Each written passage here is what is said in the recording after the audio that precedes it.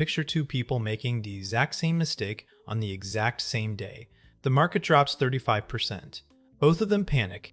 Both of them sell. The first is 25 years old with $20,000 invested. His mistake costs him $7,000 on paper.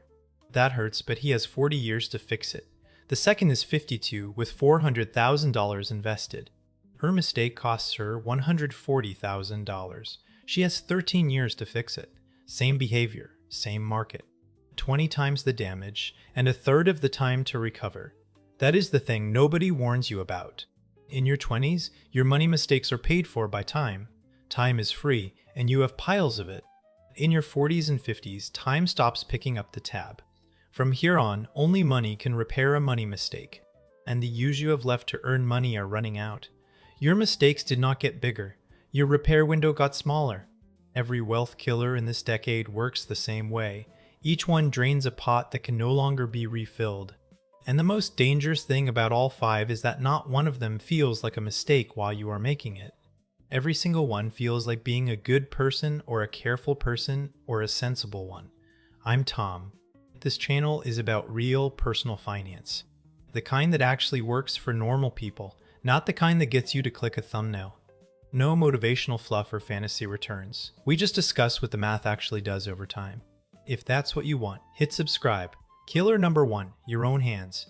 My friend Jim is 42. He's a mechanical engineer and he has about $324,000 in his 401k. Jim is proud of that number, and he should be. It took him 20 years. Here's what Jim does not understand about that number. It made him dangerous. When Jim was 25 and had $10,000 invested, a bad market week cost him a few $100. He barely noticed.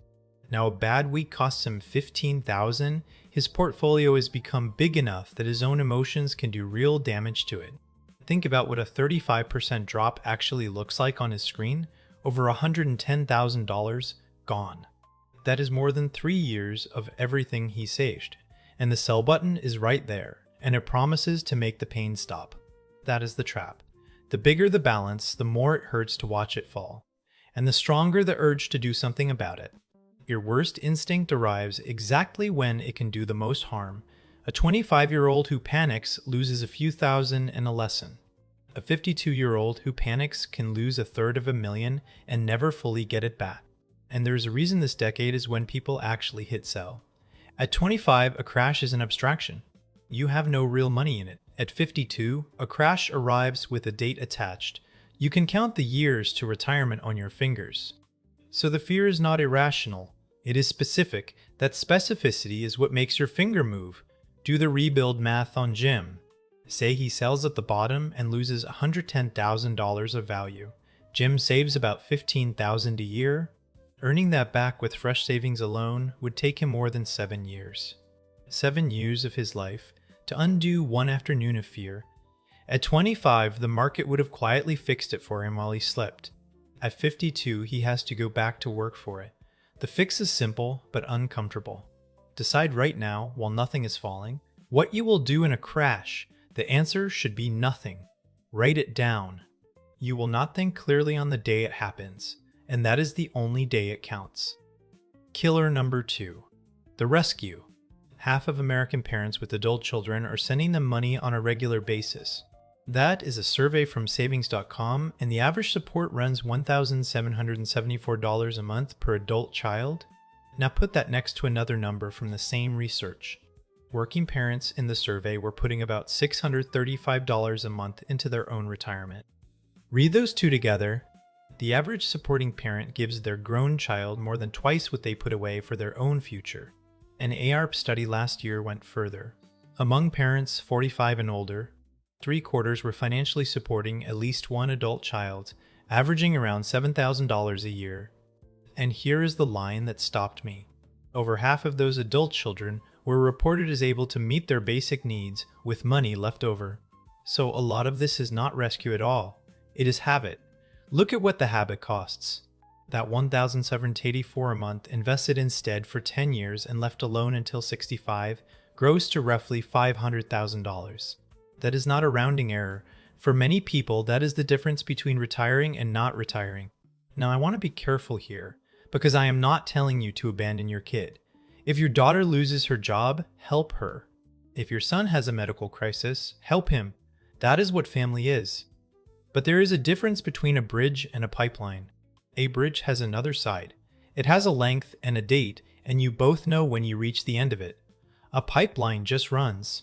Most parents think they built a bridge. Then they look up 7 years later, and the money is still flowing. If you're in a pipeline right now, do not shut the valve overnight. Taper it. Tell your son the $800 a month becomes $600 in the fall, then $400 in the spring, then $0 by next summer. He gets a runway. You get your retirement back. And the conversation happens once, on a calm Sunday instead of 11 times in a hallway. The math here is brutal, and it is worth saying plainly. Your kid can borrow for almost everything they need. You cannot borrow for retirement. Nobody will lend it to you. Drain your retirement to fund their 20s, and they will end up funding your 70s. That costs them far more than they ever received. Killer number 3, the other rescue. This one gets almost no airtime, and it lands right on top of the last one. While your kids are still taking, your parents start needing, and the caregiving bill is not small. AARP found that nearly 8 in 10 family caregivers pay real out-of-pocket costs, averaging $7,242 a year. On average, that is 26% of their income. Gen X caregivers spend the most of any group. But the money leaving your bank account is the smaller half of this. The bigger half is what caregiving does to your career. Exactly when your career is supposed to be at its peak. In AARP's research, about a third of working caregivers took a leave of absence. More than a quarter cut back to part-time or reduced their hours. 16% turned down a promotion. So the hit lands twice. You spend more and you earn less at the same time, and it happens during the highest income decade you will ever have. Nearly half of caregivers said they had a real financial setback, like dipping into savings or cutting their retirement contributions. Picture the shape of it. You are 53. Your son needs help with rent. Your mother needs someone at her appointments on Thursdays. You turn down the promotion because Thursdays are gone. Your retirement contribution quietly drops. Nobody in the story did anything wrong, and your last good decade is being spent in every direction except your own. I am not going to sit here and tell you to say no to your mother. That is not advice, that is just cruelty with a spreadsheet. What I will tell you is this. Have the conversation before the crisis, not during it. Find out now what your parents actually have. Ask what their plan is. Is there long-term care insurance? What is the house worth? Will your siblings share the load? That conversation is awkward for one afternoon. Not having it is expensive for a decade. Killer number 4. The catch-up plan that never happens. Almost everybody in their 40s and 50s has the same secret plan. It goes like this. I am behind right now, but the kids will be gone soon. The mortgage will shrink. And in my last 5 or 10 working years, I will save like crazy and close the gap. That plan is a bet. And the odds are not what you think. The Employee Benefit Research Institute runs the longest-running retirement survey in the country. Their 2026 results just came out. Nearly half of retirees, 46%, left the workforce earlier than they had planned. Workers expect to retire at 65. Retirees actually left at 62. Now look at why they left. Among those who went early, 41% left because of a health problem or a disability. Another 35% left because of something the company did, like a layoff, a restructuring, or a business closing. All told, 76% of unplanned early retirements were caused by things entirely outside that workers' control. And here is the number that should really land. Almost 4 in 10 workers say they will work to 70 or beyond. Only 1 in 10 retirees actually did. Your catch-up plan assumes you will get those final years. Half of people do not get them. My neighbor Greg is 55, an engineer in Columbus. Greg's whole plan lived in the last decade. He was going to work to 67. The kids would finish school. The mortgage would be gone. Then he would save enormous amounts for 10 years and be fine. It is a good plan, and it is exactly the plan the data says gets taken away from about half the people who make it. Greg does not get to decide whether his back holds up. He does not get to decide whether his company reorganizes. Run what that costs. Say you plan to save $2,000 a month from 60 to 67, 7 strong years. That builds about $216,000. Now say your company reorganizes and you are out at 62, you got 2 years instead of 7. You saved about 51,000. The plan promised 216,000 and delivered a quarter of it, and it is worse than a shortfall because it flips direction. You do not just stop putting money in, you start pulling money out, 5 years earlier than the plan assumed. The fix is to stop treating your last decade as a rescue mission. Save today as though the final years may not come. If they do come, you retire early or rich.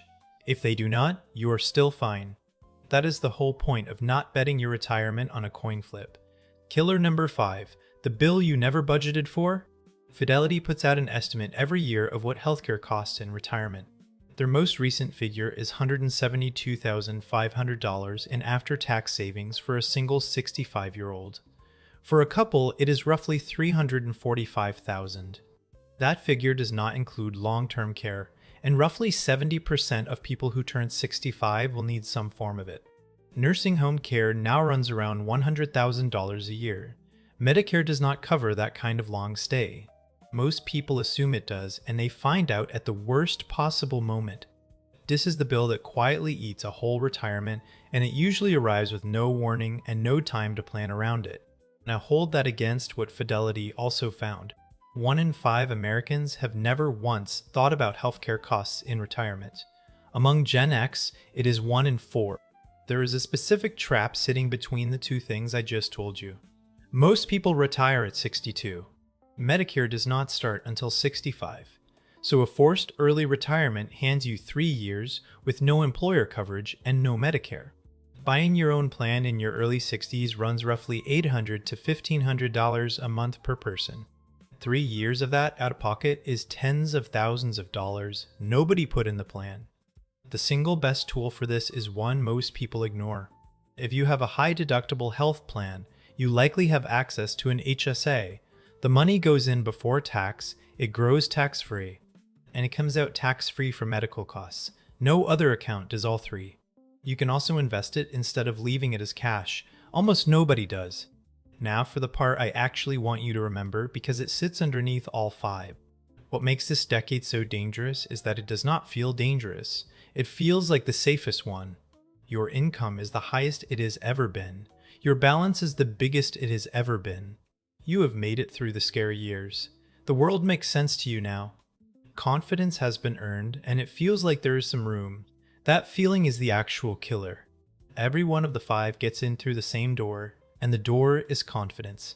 You feel like you can afford to help your kid. So you do, for 7 years. Absorbing the caregiving costs seems manageable, so you absorb them. There is still time to catch up, so you delay. And you feel steady enough to handle a crash, right up until it is your own $140,000 evaporating on a screen. The dangerous truth is that you feel richest at the exact moment you are most fragile. Your balance is big, but your remaining years are few, and those years are the only tool you have left for fixing anything. Now the honest limits. I am not trying to scare you into hoarding money and refusing to help anyone you love. A life spent guarding a number is not a life. And the returns I used, around 7% after inflation, are a long-run average and not a promise.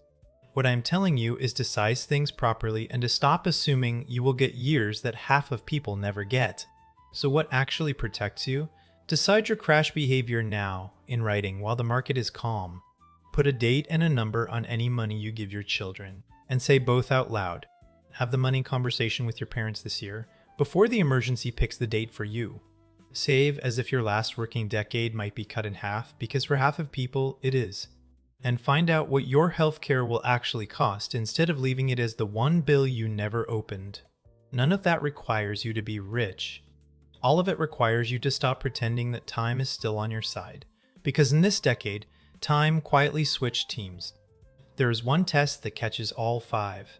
Before any big money decision this decade, ask how many years it would take to earn this back. If the honest answer is longer than the years you have left to work, it is not a decision. It is a bet on your own life expectancy in a job. And notice what the 5 have in common. Each one moves money out of your last funding window. Panic sells it off. Your kids and your parents drain it, often in the same year.